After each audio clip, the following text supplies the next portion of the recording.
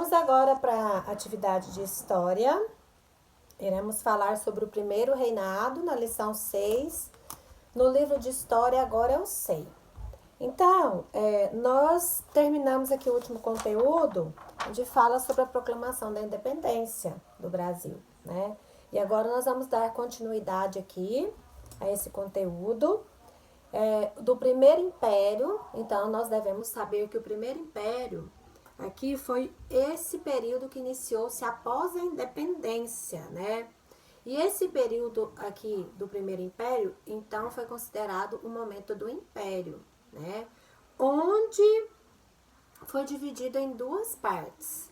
Primeiro império, ou primeiro reinado, e o segundo império, que é o período regencial, tá bom?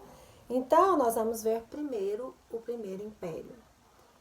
Ocorreu de 1822, com a proclamação da República, e foi até 1831, certo?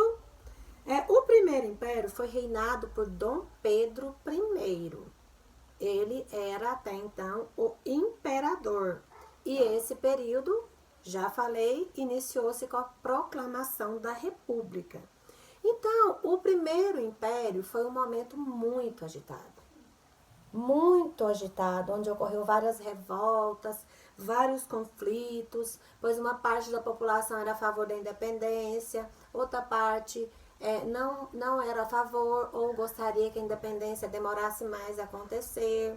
Então, houve vários conflitos aqui, onde Dom Pedro I, o imperador, teve que organizar tropas portuguesas o imperador teve que organizar aqui tropas portuguesas para expulsar e controlar os invasores, aqueles que eram contra a monarquia, tá?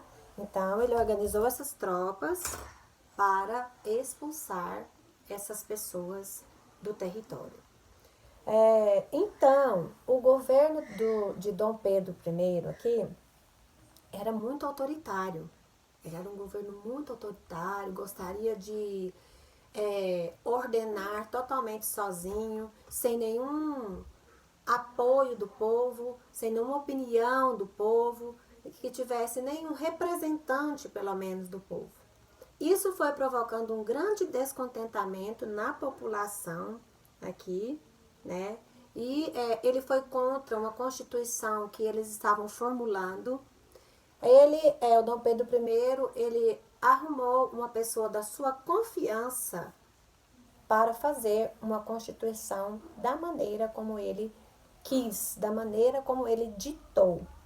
Assim, em 1824, como não houve nenhum apoio da população, como não houve nenhum representante do povo, em 1824 entrou em vigor essa primeira constituição que foi feita por Dom Pedro I. E foi imposta, ele impôs nessa Constituição que ele governasse ali sozinho, que todas as regras, normas, que tudo fosse feito por ele, ditado por ele, sem nenhum representante da população.